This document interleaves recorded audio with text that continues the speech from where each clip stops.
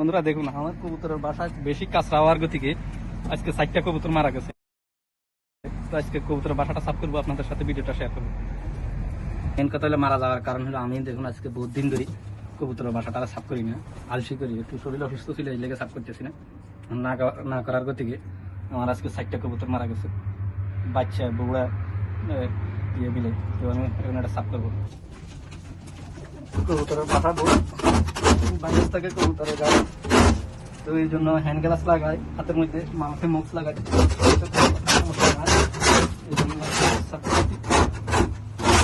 আর সমস্যা হলো আজকে বহুত দিন সাফ করা হয় না, আলসি যায় না। তো এই জন্য আজকে আসি দেখতেছি যে বাচ্চা 3টা বাচ্চা, একটা মানে বয়স্ক কবুতর মারা গেছে। বাচ্চাগুলো মারা গেছে বিশেষ করে এগুলা ওই যে মশার ইয়ের গতিকে, যেমন মশা কামড়ের গতিকে গায়ে ভাইরাসে আক্রান্ত হয়ে গেছে। আর বড়টার কারণ কি তা জানতে পারিনি, কারণ আজকে সকালবেলা বেশি কুয়াশা পড়ছে, তো হয়তো এই কারণে মারা গেছে। না হয়তো এটা সুস্থ সবল দেখছিলাম, কেন মারা গেল এটার শিওর ইয়ে জানি না।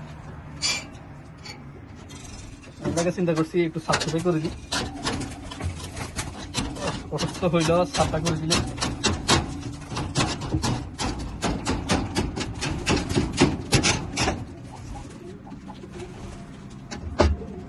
দেখেন যে কাঁচরা